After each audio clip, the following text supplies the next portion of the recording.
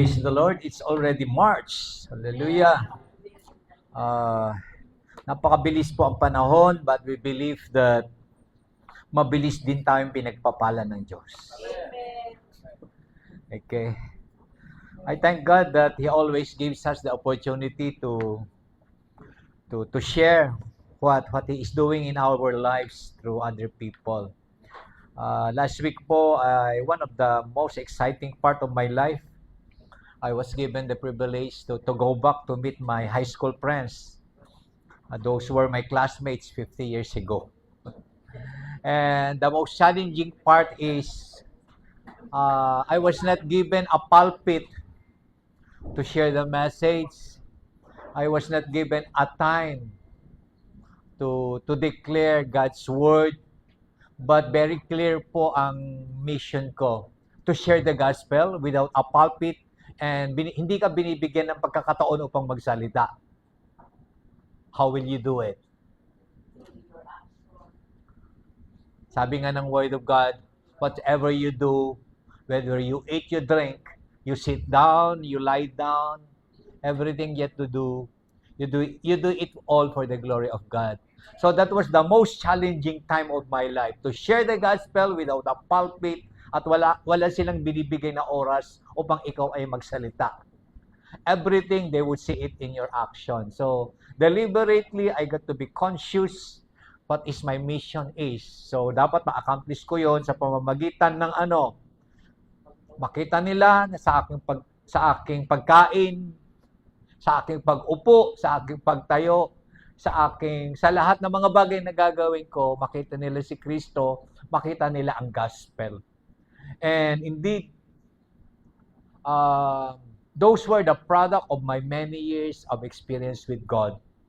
And those things ay very powerful kasi at the end ng mga activities namin ay people would come and ask the gospel that I am showing to them.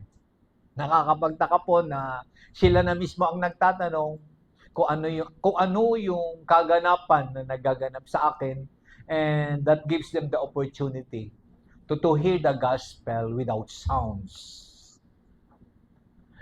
And it's my prayer na sana tayong lahat ay ganun din. Makita nila na there is that something and someone much higher na meron ka, dala-dala mo, at they wish to know also yung dala mo. At gusto rin nilang maranasan kung anong dala mo. Actually, my message today is about His presence, His path, and His ways. I like what the song have said.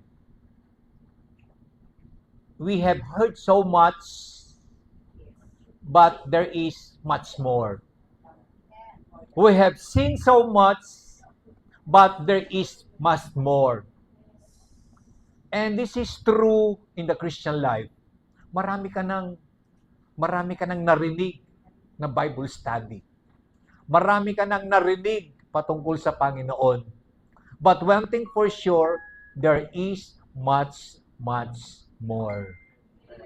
So be always excited. Marami ka na rin nakita, naranasan about God. But one thing for sure, there is much more. Marami ka pang mararanasan, marami ka pang maririnig, marami ka pang makikita patungkol sa Diyos. So kahit pa ulit-ulit yung verse na yan, sasabihin mo palagi sa sarili mo, there is much more. And I believe today, I will be giving you so many Bible verses, practical application. Pick up as many as you can. If it's a Rhema word for you, pick it up, and the best way to pick it up, hide it in your heart, but later on as you go home, memorize that verse. And when you have, the best way to memorize is the word meditate. Ang word meditate kasi is you declare na naririnig mo sa sarili mo. Paulit-ulit, paulit-ulit, paulit-ulit until such time na na i-declare na ng bibig mo, nakukonvince na yung puso mo, hindi mo namamalayan, inilalakad mo na yan. At kapag inilalakad mo na ang isang Bible verse sa buhay mo, then, yung kapangyarihan ng salita na tinanggap mo, tinanim mo sa puso mo, ikinikilos mo, ginagalaw mo, kumikilos ang kapangyarihan ng Diyos at nagdadala sa iyo sa katagumpayan at higit sa lahat, miracles are happening naturally. It is because the power of that seed that had been placed in your heart is now growing and growing and growing. And when that word had grown so much, it comes into maturity, it will bear fruit, more fruit, and much, much fruit. Nahahayag, nakikita ng kapaligiran yung natanggap mong isang butil ng salita. Amen. Okay, Isaiah 2. It seems walang katapusan ang verse na to. Many people will come and say, "Come, let us go to the mountain of the Lord, to the house of God of Jacob. He will teach us His ways, and we shall walk in His path. For out of Zion shall go forth the law and the word of the Lord from Jerusalem." Very clear po. Sabi ni propetang Isaiah, ali kayo, pumunta tayo saan? Sa bundok ng Panginoon. And when he is saying this, nung sinasabi niya ang bagay na ito, ay ang tinutukol niya ay yung mountain of Zion. And during that time, there is the temple there wherein God's presence is being made manifest. Naroroon ang presensya ng Diyos. At ang sabi niya, pumunta tayo roon sa presensya ng Panginoon sapagkat tuturuan tayo. He will teach us His ways at kapag tinuruan tayo ng kanyang ways, we shall walk. Yan ang magiging daraanan natin. Lalakad tayo dyan. Napakahalaga sa Kanya ang presensya ng Diyos sapagkat sa presensya ng Diyos, maraming nagaganap. But in our time, sabi nga natin, we are in a better covenant established on better promises. Nagkaroon po ng mas improved na kaganapan yung kapanahunan mo sapagkat there is no more physical mountain. Wala nang physical mountain na aakyatin mo. Sapagkat nung namatay si Kristo at the cross, that's the message this morning in our prayer. It made an emphasis that when Christ died at the cross, and you accept, tinanggap mo na ang kamatayan ni Kristo ay ginawa niya yan para sa iyo at para sa akin upang tayo ay maligtas. Nadagdag tayo sa kanyang kaharian. At sabi nga ng sinabi ng Diyos kaninang umaga and even in our song today, it says that the heavens declare it is a glorious day. Sapagkat ang kalangitan ay nagdiriwang, including the millions of angels, na ikaw ay nadagdag sa kanyang kaharian. If ever hindi mo pa naranasan na nagkaroon ng celebration na ikaw ang center ng celebration, don't worry. Ano lang yan, kung nag-birthday ka, ang guest mo ay 200 or 300 or maybe 500 or 1,000, maliit na bagay yan. Maliit na bagay yan compared to the celebration na naganap nung ikaw ay nadagdag sa kanyang harian. Millions of angels are shouting in celebration dahil nadagdag ka sa kanyang kaharian. There is an audience that it could never be captured by picture. Hindi kayang i-capture ng camera. Yung celebration na naganap nung ikaw ay pumasok sa kaharian. At nagse-celebrate ang kalangitan sapagkat sabi nila, kaluwalhatian sa Diyos. Nadagdagan na naman tayo. Pero mas lalong nadagdagan ang kanilang kagalakan sapagkat pinadala ako dito sa lupa na ang kaluwalhatian ay dadalhin mo rito. Kaya ngayon ang sinasabi ni Isaiah, if you encounter God's presence, magkakaroon po ng paglakad. Yan ang kadahilanan kung bakit humihinga ka pa, naririto ka pa sa lupa. Meron kang paglakad at ang paglakad mong yaan, in the same manner na nag-celebrate ang kalangitan, nais din ng Diyos na nagse-celebrate din ang lupa kapag ikaw ay nakikita nilang lumalakad. Ang tanong, nagse-celebrate ba sila kapag nakikita kang dumarating ka? O ang sinasabi, eto na naman si ano na naman kaya ang kanyang gagawin? Hindi po dapat ganon. Every time, ang plano ng Diyos para sa buhay mo at sa buhay ko, kapag ikaw ay dumarating, saan man ninais ng Diyos na ikaw ay, na ang paa mo ay lalakad, ang lahat ng daraanan mo, ang lahat ng lugar ng pupuntahan mo, makikita ang Isaiah 2:3. Unang-una sa lahat, you bring the presence of God. Why? Kasi ang sabi ng Panginoon, when He went up into heaven, meron siyang pangako na iniwanan sa iyo at sa akin. Ano yung pangako niya? I will be with you until the end of time. You carry the presence of God in your life. Yan po ang ibig sabihin niyan. Let people see the presence of God in you. Whether you feel it or not. Nung tinanggap po si Kristo bilang Panginoon at tagapagligtas, He is already in you and that is for forever. Amen. Dapat ang kamalayan mo palagi. Hindi ka naghahanap ng kakampi.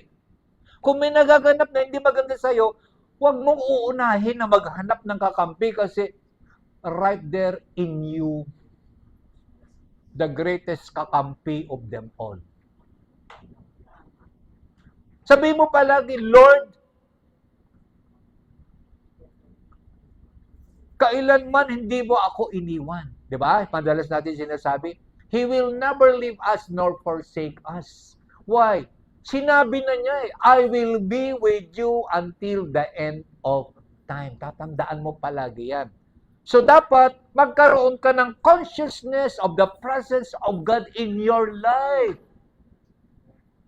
Saan ka man patungo, tatandaan mo palagi, I bring the presence of God. I bring the presence of God unto this place. Let them see. Let them see. Let them see the presence of God in me. In my talking, in my eating. Kaya, hindi ko mo mukbangan yan, ay dapat kumain ka na naluluwalhati ng Diyos. Kasi very clear ang word of God, whatsoever you do, whether you eat or drink, buruin mo, in the Bible, very specific siya. Whether you eat or drink, seemingly, ito ang nakakalimutan ng tao. Na kapag pagkain na ang pinag-uusapan, nakakalimutan na niya ang lahat. Dapat maging sa pagkain, higit sa lahat, naluluwalhati ang Diyos. Nakatingin kayo sa akin. Even until today, there is something in that eating and drinking. Very clear ang God. Whatsoever you do it all for the glory of God. Why?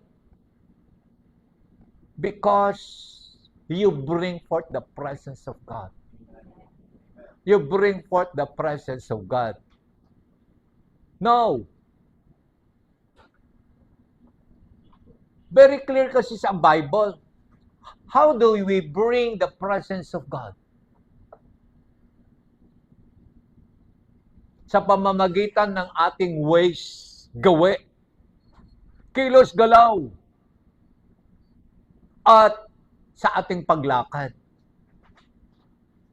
People, the world would be, whether we like it or not, nagmamasid ang mundo palagi sa atin. Ano ba ang dala mo? At malalaman nila kung ano ang dala mo sa pamamagitan ng iyong gawi. Your ways of doing things. Very clear po yan. That is one of the first message that I got from my spiritual father. Forever you are, that is your mission field. You are a missionary. Yan ang unang lesson ko sa buhay. Saan ka man pinapapunta ng Lord, that is a mission field. And you are a missionary in that place. At kapag po yan ang kamalayan mo, it does not matter anymore what that place is. It does not matter anymore ano ang gagawin mo dyan. What matters is you are a missionary. You are being sent with a purpose. You are being sent by God. And when God sends you, His promise will always stay. I am with you wherever you go. At malalaman yan.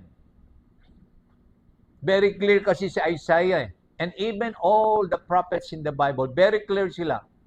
The only way that you could bring the presence of God is they got to see your ways. Kaparaanan ba ang Diyos ang mga kaparaanan mo? Pagkilos ba ng Diyos sa mga pagkilos mo? Pagsasalita ba ng Diyos ang iyong mga salita? At ang mga lakarin mo ba ay lakarin na itinakda ng Diyos para sa iyo? Kaya nga, very clear doon sa Ephesians. We are His workmanship created unto good works which He has prepared beforehand. Many times, we spend unnecessary times of asking God, saan ba ako lalakad? Kasi you want another walk. Pinapaalam niya palagi sa iyo kung saan ka lalakad, but the moment you want another walk, then magkakaroon ng problema later on. Even the Word of God will tell us. Tatandaan palagi natin na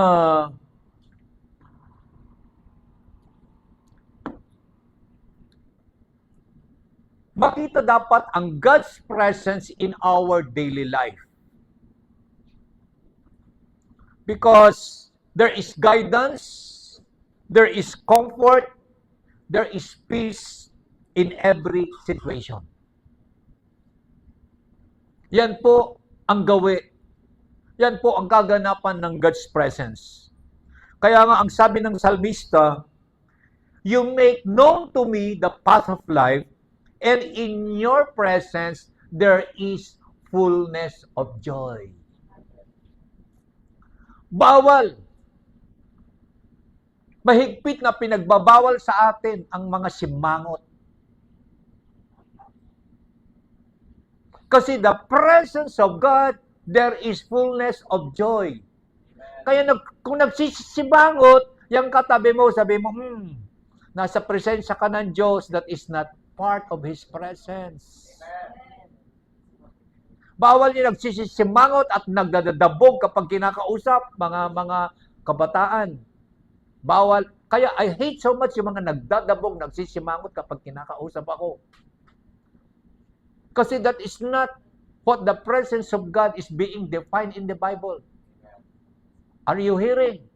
In the presence of God, there is fullness of joy. Why? Because there is comfort, there is guidance in His presence. At very clear ang sinasabi ng salita. That is the path of life. Landasin ng buhay ay presensya ng Diyos at sa presensya ng Diyos ay may overflowing gladness or joy. Yung katabi mo ba, tama pa ba yung landasin ng kanyang buhay?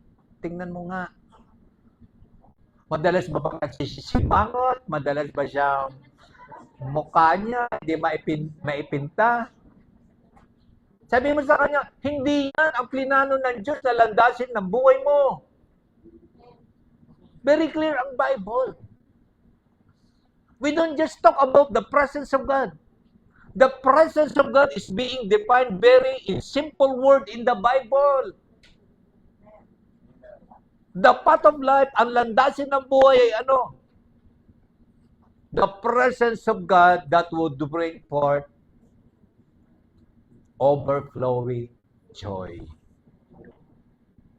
Oh, let's warn one another. Let's warn one another. Ayan na naman. Nakalimutan mo na naman. Ibang landasin ka na naman. Let us remind one another of who we are. Kasi hindi na ito mababago. Nung nadagdag ka sa kaharian ng Diyos dahil naniwala ka sa tinapos na gawain ni Kristo at the cross,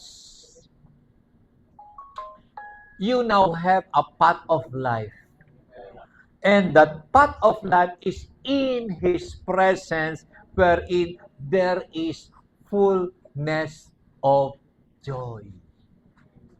Amen. So, you become more beautiful and more handsome every day. Because that is what the word, hindi ako nambobola. That is what the word is saying. And in His presence, ay very clear si Isaiah. He will teach us His ways. Why? His ways should be your ways. Because you represent Him, because His purpose is you bring the presence. Hindi ka pwedeng magkaroon ng kakaibang way of doing things except God's ways. And that's the reason why He tells us He will teach you. Dahil hindi mo alam o kaya gusto mo ng iba pero tututuro ang ka pa rin niya ng kanyang gawin dahil He got a purpose. And God's ways is according to His principles always. Because God's principle, pinag-aralan natin ito. John 15. Ano yung John 15? It is always about the love of God, the kindness, the righteousness of God in our lives.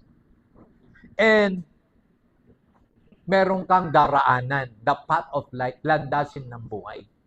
Ang landasin ng buhay kasi, ito ang palatandaan mo na ikaw ay lumalago. There is growth in the path of life. Hindi pwede na ganito ka nung unang attend mo, ay 5 taong ka nang naririto, wala po rin pagbabago. Maybe that is a test check to yourself. Are you walking to the path of life that God had prepared to you? Because the path of life always lead you to grow. Merong paglago. At merong wisdom. At there is fulfillment. Kaya nga ang sabi ng Lord, in all your ways acknowledge Him and He will make straight your path. Mahilig kasi tayo sa liko-liko. Pero ang Lord, ang gusto niya, He will make your path straight. Leading always to Him, nothing more, nothing less. Now, punta na tayo sa practical application. I like the Bible so much when he speaks about practical application. Proverbs 2, verse 7 and 8. Ayan. He stores up sound wisdom for the upright. Pag sinabing upright, ikaw na binanal ng Diyos. At ano ang sinasabi ng Bible? Meron siyang ihinanda na sound wisdom available for you. And that wisdom, He is our wisdom. That is the teaching last Sunday. Am I correct? Kahit wala po ako, nag-attend ako online and inulit. Ako po kasi, 3 beses kong pinapakinggan ang Sunday message. The actual one, dito. Tonight, bago ako matulog, I will hear it again. Why? I want to make it sure na I was able to pick up all the Rhema words that is due me. And then, uulitin ko uli na yung bang na-pick up kong Rhema word ay tama ang pagkarinig ko. So, thanks God to online services. Whether I am present or absent, I will be hearing the message three times or sometimes more than that. Kasi if there is one word na paulit-ulit na pinapalakad sa akin ng Panginoon, binabalikan ko ulit. Binabalikan ko ng tama ang pagkaintindi ko. Because yan po ang sinasabi ng Word of God. Meron siyang storage ng ano? Wisdom. The Rhema word becomes a wisdom unto you. Ang tanong,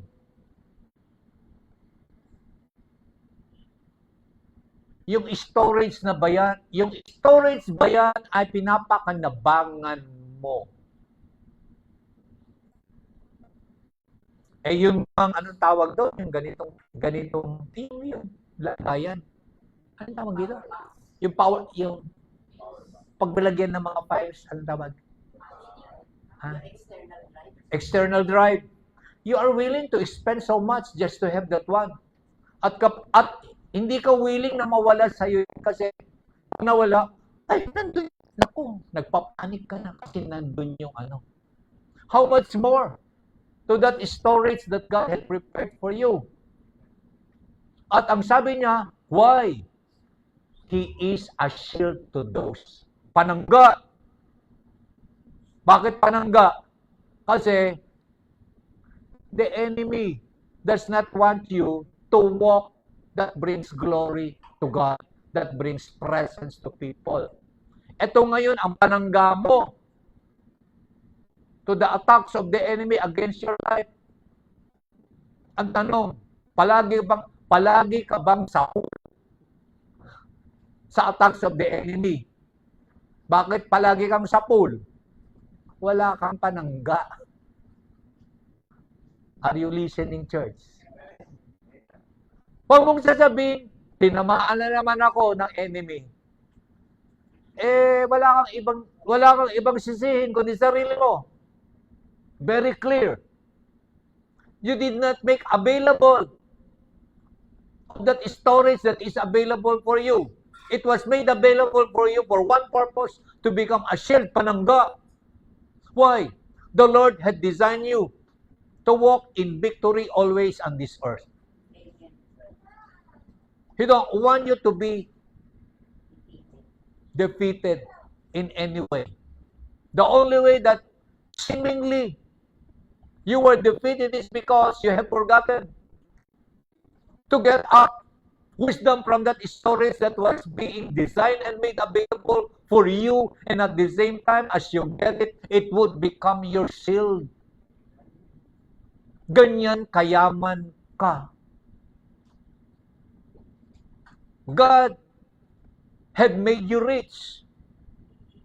Ang tanong, are you drawing from that storage that was being made available for you? And are you using it? Linalakad mo ba yan? Kaya nga, magkakabit mo yung walk palagi. You walk. Ilakad mo. And verse 8. He guards the path of justice and preserve the ways of His saints.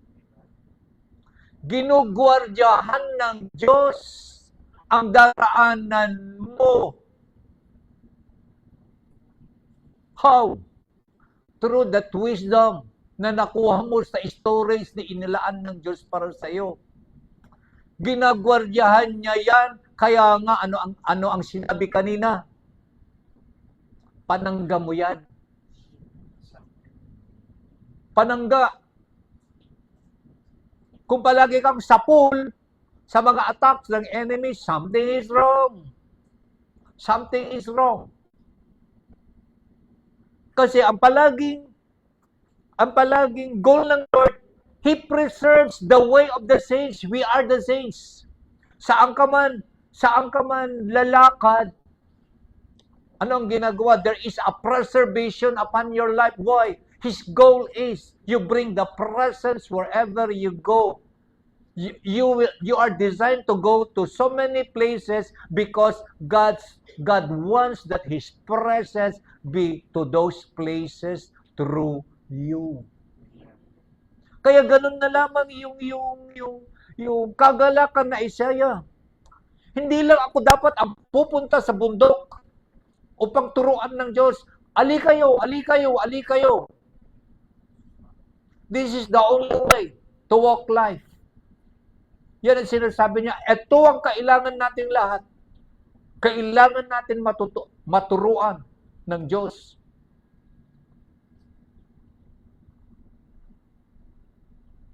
Sa Tagalog po, mabantayan ang landas ng kahatulan.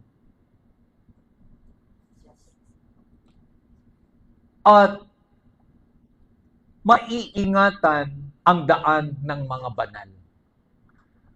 Meron palaging pag-iingat ang ginagawa ng Diyos sa iyo.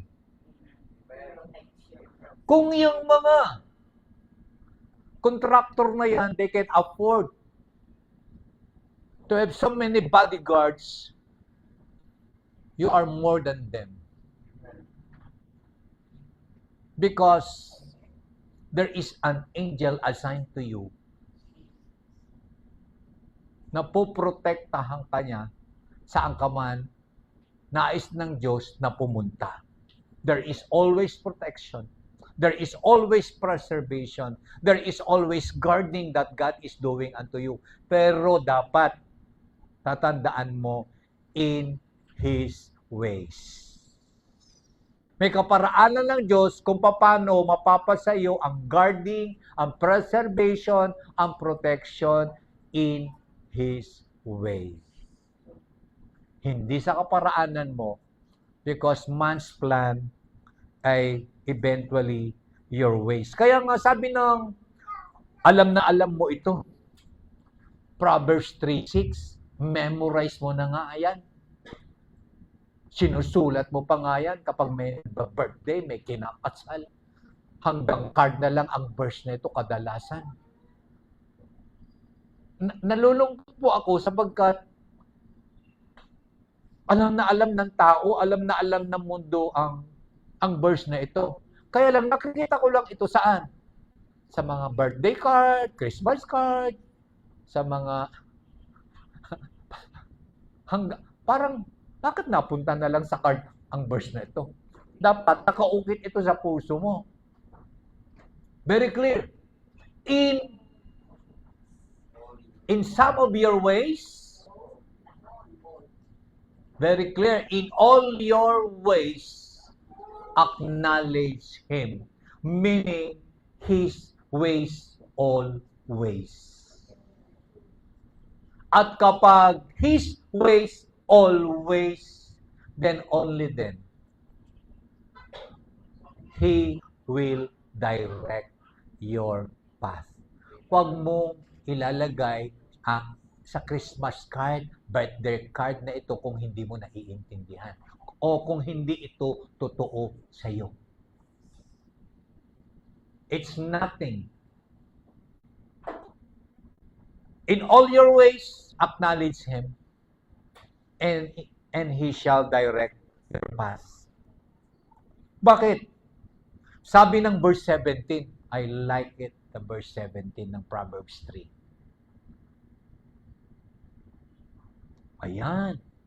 Ano daw ang kanyang kaparaanan? His ways are pleasantness, and all her paths are peace. Pag pleasantness, that is equivalent to, in other translation, ang daraanan mo ay kaligayahan at ang landasin mo ay kapayapaan. Why is man? Why is man? Kadalasan. Bakit ka madalas maligalig? Maligalig sa buhay. Meron ba dito maligalig? Katabi mo ba maligalig?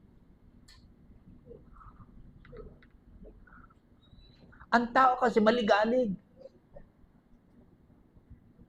Bakit? Kasi may namamali. Ano yung namamali?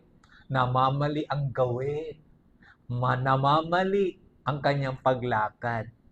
Pero very clear ang Bible, ang kaparaanan ng Diyos ay patungo sa kagalakan at ang landasin mo ay patungo palagi sa kapayapaan. Kabaliktaran ng maligalig.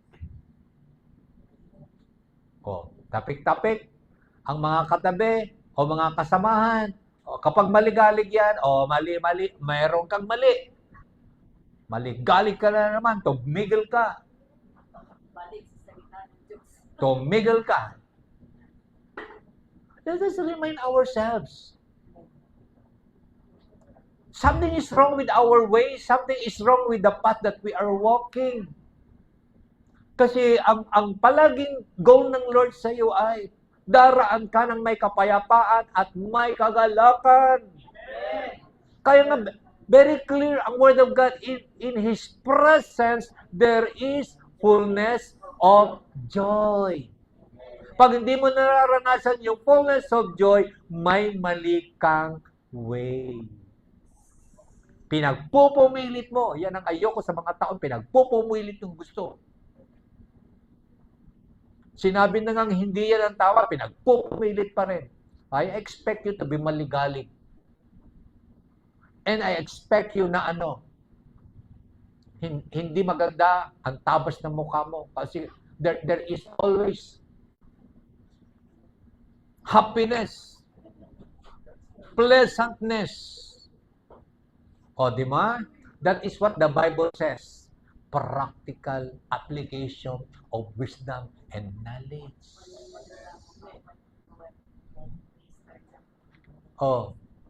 Mababago ba mga pagmumuka natin after we go out of this place? Dapat.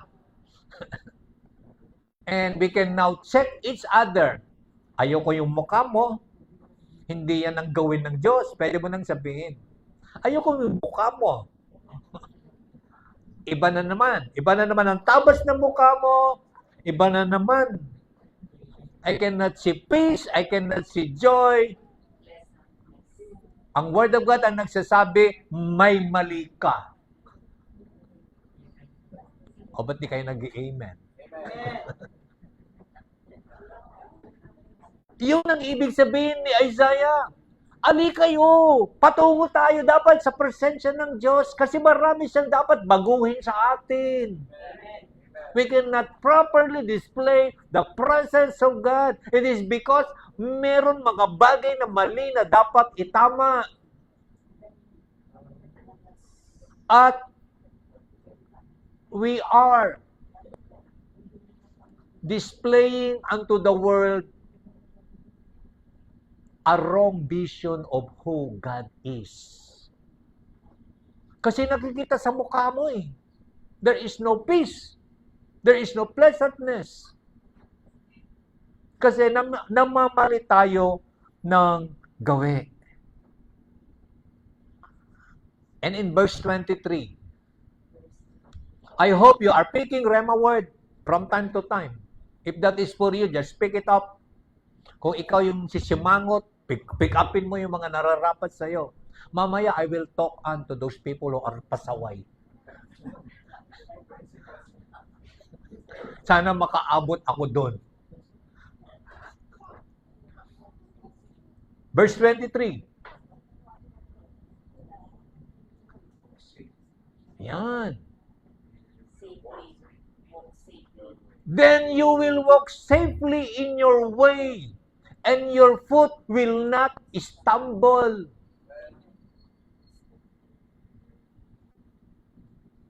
This is always God's plan for you. Lahat ng daraanan mo ay there is safety at hindi ka matitisod. Sapagkat the moment ikaw ay natitisod, nakakatisod ka rin ng iba. There's no such thing na ayoko na dyan sa church na yan, natitisod ako. Ay natitisod ka kasi pinick up mo lang yung gusto mo. Pero kung pinick up mo yung katuruan na tama, kailanman hindi ka mas matitisod sa iyong paglakad. Don't blame. You're falling down to other people. Tingnan mo muna ang sarili mo. Kung yung mga gawin mo ba, yung mga landasin mo ba ay tama, then kailanman hindi ka matitisod. You will not stumble, so don't blame other people. Don't blame the church, don't blame the organization, don't blame your cell group. Natisod ka dahil ikaw ang gumawa ng iyong pagkatisod. Sabihin mo yan sa katabi mo. Huwag mong sisihin ang kapwa mo. Something wrong happened to you. Why? It was your own doing. Kung lumalakad ka ng tama, kailanman hindi ka matitisod, and there will always be safety. Because from the previous verse, it says that God would preserve you. God will guard you. Very clear ang Lord. Very clear siya. I believe today, kailangan natin matutunan lahat ito sapagkat in so many ways, turo na tayo ng turo na hindi maganda ang nagaganap sa iyong buhay, ang bilis mong magturo sa iba. Na tampo ka ng tampo. Ikaw naman ang gumawa ng pagtatampo mo. Bakit mo sinisisi ang sitwasyon, sinisisi ang grupo? Nagtatampo ka, ikaw ang may kagagawa ng pagtatampo mo. So kung may nagtatampo sa cell group, sabi mo sa kanya, ikaw ang may kagagawa ng pagtatampo mo. Mayos ka, ayusin mo yung mukha mo. And the Bible is so clear. This is the path of life. Ito ang landasin ng buhay. Very clear ang Lord. Ito ang landasin ng buhay. Ang landasin ng buhay, patungo palagi sa kaligayahan, patungo palagi sa kapayapaan. In His presence, there is fullness of joy. Kaya nga, as we gather together, ay dapat palagi tayong masaya.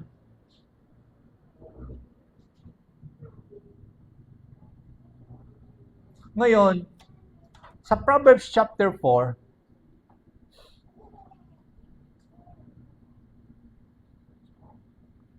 ayan.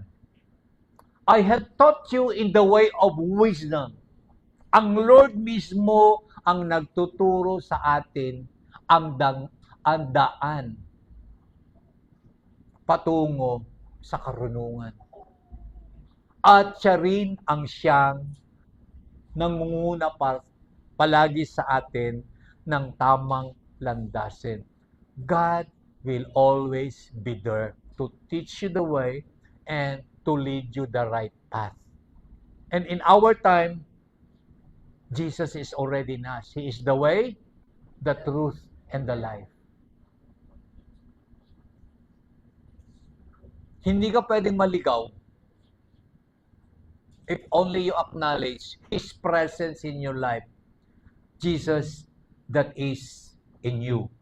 And in Proverbs chapter 6 verse 23,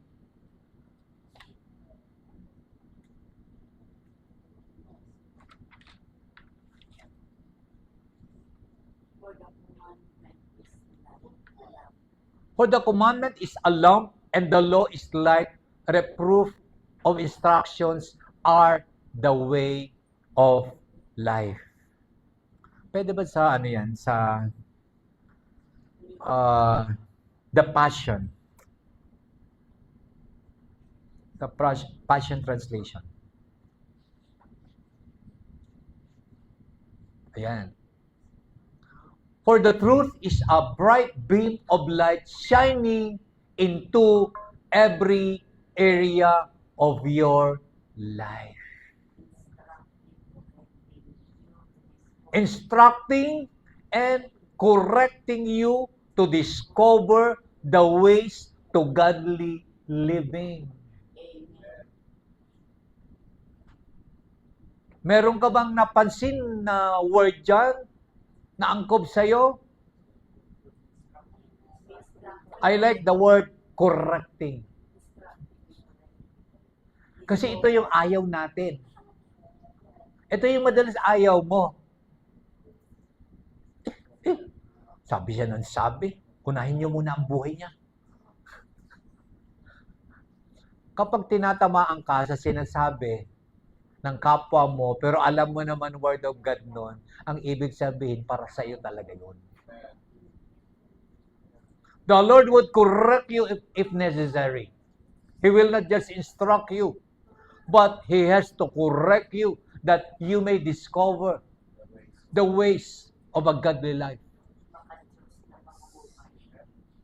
Lumilihis ka kuminsan sa tamang landasin. Someone has to tell us at kuminsan masakit po. Masakit po na masabi na mali na pala yung ginagawa mo. Why? Because nakaugalian mo na.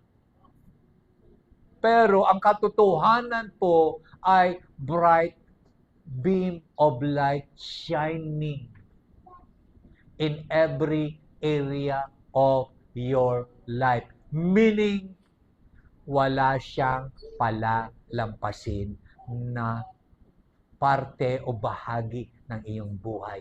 Pakikialaman lahat. Uulitin ko, pakikialaman lahat, maging yung mga bagay na itinatago mo.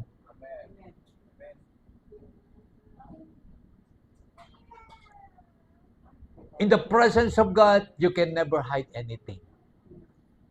There is always that bright beam of light shining. If I am you, I learned it this way. If there is a dark area of your life and you know that, in your daily devotion, hayaan mo nang ilawan ng Diyos yan. You and God. You and God. If not, the Lord would expose it. Kasi the moment the truth would come to you, it is a bright beam of light shining through. At ang inuuna pong naliliwanagan ay ano? Ano ba ang unang naliliwanagan? Yung magdidilim na bahagi. At kapag merong dumi sa isang madilim na bahagi at nagkaroon ng liwanag, ma-expose, di ba? Kung minsan, di ba yung ilalim ng aparador, kung merong ano man, yung space, ano man tawag doon? Siwang. Pag winalisan mo yon, masasabi mo, ay, ang dami palang dumi sa ilalim na hindi mo alam. It's just like that. When the truth comes, that bright beam of light will shine into every area. At ang uunahin na liwanagan ng katotohanan ay ang kadiliman. Why? Because God is light. And the light of God cannot be darkened by anything. Kailanman hindi madadarken ang ilaw na nanggagaling sa ating Panginoon.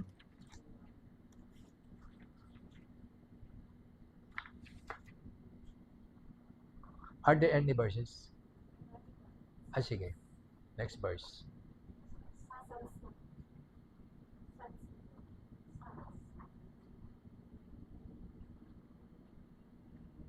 Ayan. For the Lord knows the way of the righteous, but the way of the ungodly shall perish. Sa Tagalog po, maganda po yan. Sa Psalms 1. Actually, ang unang verse, walk not in the counsel of the ungodly. Kaya ang sabi ng salmista, sa taong matuwid, si Yahweh ang pumapatnubay, ngunit ang taong masama, kapahamakan ang kanyang hahantungan. Why? Kasi ang landasin ng mga masasama ay patungo palagi sa kapahamakan. Kaya nga ang sabi ng psalmist sa una pa lang, walk not. Huwag kang lumakad kasama ang mga taong hindi ayaw tanggapin ang kaparaanan ng Diyos at ang daraanan ihinandan ng Diyos para sa kanila, sapagkat ang kahahantungan palagi ay kapahamakan. Think of those times na napahamak ka. Bakit ka napahamak? You did not acknowledge the ways of God. Napahamak ka, hindi dahil niyaya ka. Pwede ka namang tumanggi. Kung alam mo na yung taong yan ay hindi niya alam ang salita ng Diyos, don't go. Don't go.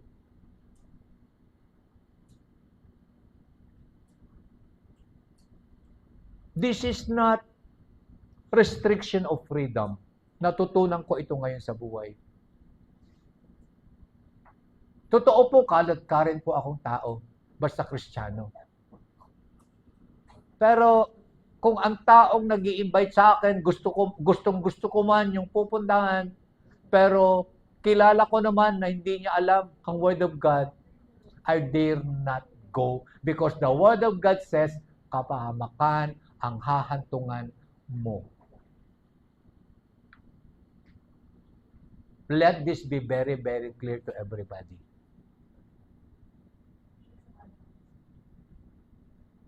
Huwag kang basta sama ng sama. Kahit pa ang ganda-ganda ng pupuntahan nyo. That might not be God's way for you. And that might not be the path of life God has designed for you. Always be sure na yung mga sinasamahan mong tao ay they know the Word of God. Kasi kapahamakan ang hahantungan. And don't ever be into a place wherein God is not sending you. God is not sending you. Dahil that is not the path of life that God had so designed for you. The next verse. Ayan. This is one of my a verse that I like it so much. As for God, His way is perfect. If I am you, always choose God's way. Because God's way is always perfect. At the Word of God is always proven to be and tested na palaging tama. At inuulit-ulit. He is a shield to all who trust in Him. Sanggalan. Why? Bakit kaya pa ulit-ulit na sinasabi na kinakailangan mo ng shield?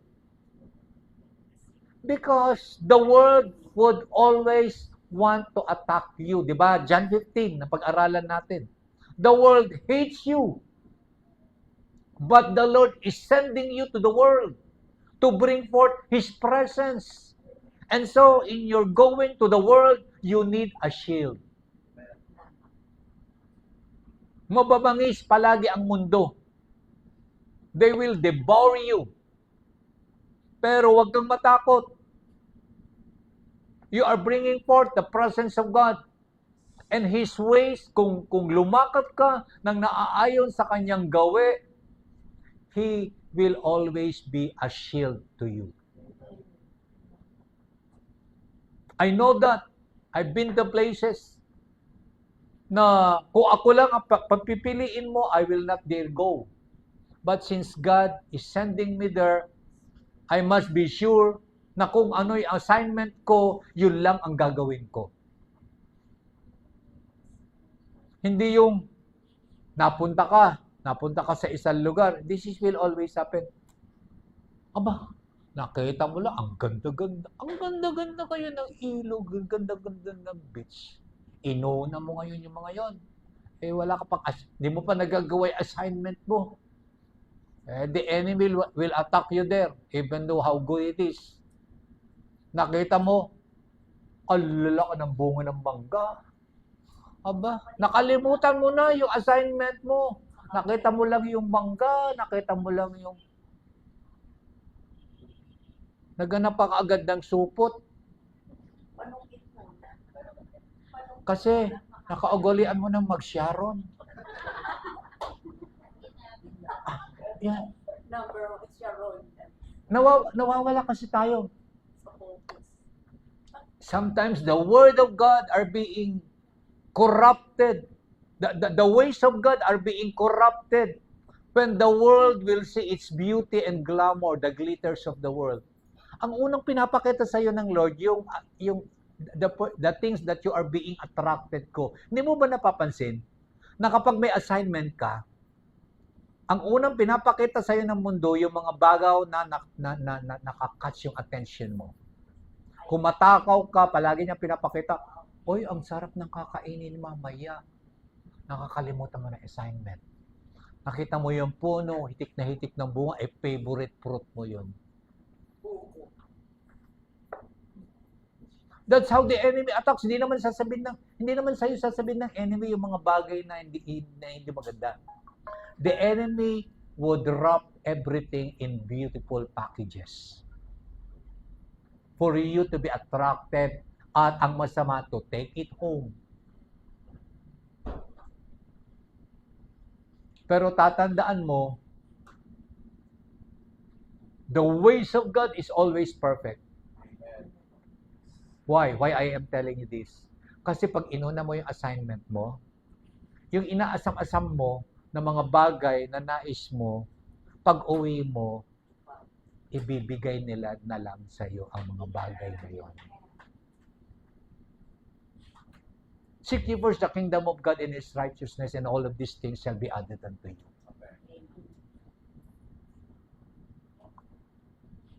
At alam ko yan. Alam ko yan. Alam ko yan. Every time I go to a certain place, I am always being attracted by the things na gusto ko. Pero, yun nga ang lesson natin. Pinapapunta ka ng Diyos dyan to bring forth His presence. And the only way na makita nila His presence is you will walk in His path and in accordance to His ways. At yung mga attraction na nakita mo, ibabalot lahat ng Lord dyan, ipapauwi sa'yo pagkatapos ng assignment mo. Huwag mong uunahin yung pagbabalot.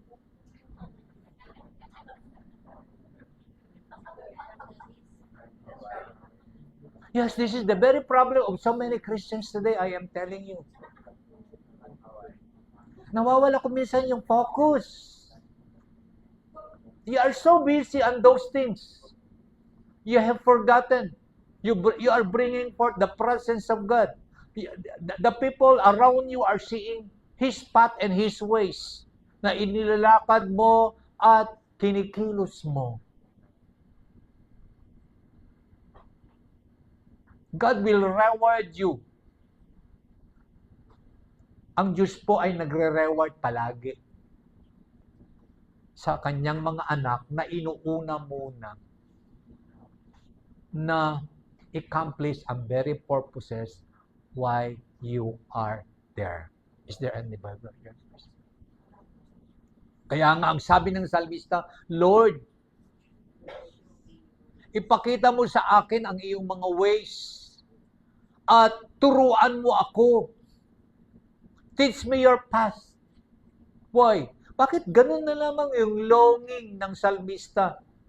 Kasi alam niya na ang kaparaanan ng Diyos at yung hinanda ng Diyos na daraanan ay kinakailangan matutunan mo at ikilos mo ang mga gawin ng Diyos diyan. We should always be teachable. At dapat yung mata natin ay nakafocus sa plano ng Diyos para sa atin. Ang mata kasi natin ay ano? Kung ano-anong nakikita. Kung anong nakikita. Na kadalasan, nawawala yung purpose. Alam mo yung one time, na-experience ko. We went to a place for this purpose. Sabi ko, pauwi na tayo, parang hindi man lang tayo nag-share ng Word of God. Hindi man lang tayo nag-minister sa tao kasi nakafocus doon sa nakita sa lugar na yun. Kaya sabi ng salmista, Lord, show me your ways. Lord, teach me kung ano ang dapat na daraanan ko. Diyan lang ako daraan. And the next verse is, sabi ng Lord, I will instruct you and teach you in the way you should go. I will guide you with my eyes. I like the last phrase. I will guide you with my eyes. Dapat, this is a double-edged sword for me. Hindi ka lang i-guide ng Lord, kundi, Eric, anong ibig kong sabihin pag sinabi mo sa anak mo ng ganyan? Ha? Ay, ganon.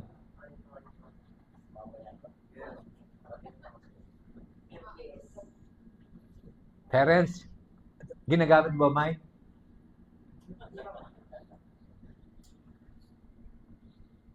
Anong ibig sabihin nito, mga kabataan, pag ganyan?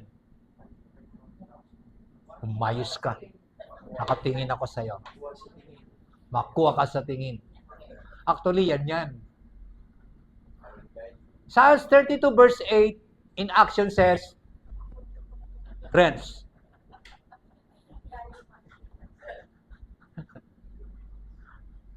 alam mo, tumuntuwa ako na Bible verse pala yan. Nakatingin ako sa'yo. Pero huwag kang mag-alala. I will guide you. I will instruct you and teach you and guide you habang ako ay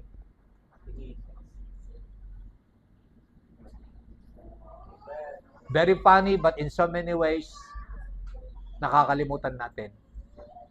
Kasi ang inaano lang natin, we like the instruction, we like the teaching, we like the guiding, but in so many ways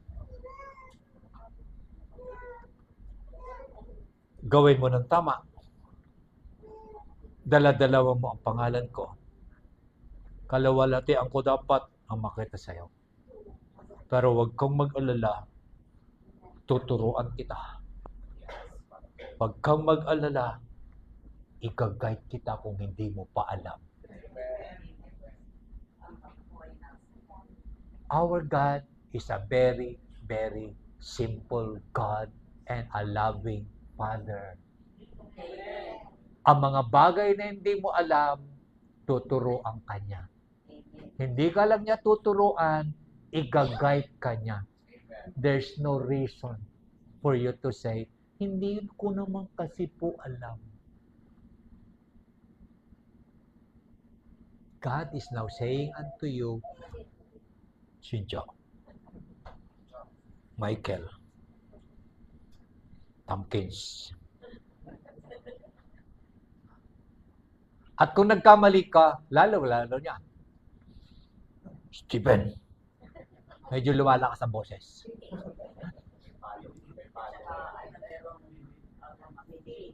Hindi ka niya ipapahiya. Sinasabi lang niya sa'yo,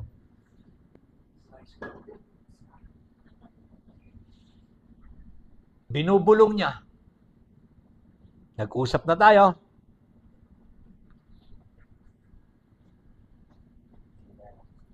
I believe this is the heart cry of Isaiah 2. Come, let us go to the mountain. Let us turuan tayo ng kanyang. He will teach us of His ways and we will walk with His path. Shall we all stand?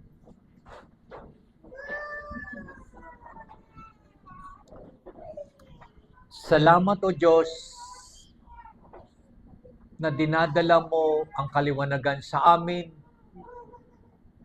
at tinuturuan mo kami ng iyong landasin at tinuturuan mo kami lumakad ng naaayon sa iyong kagustuhan sapagkat isa lamang ay iyong layunin sa amin.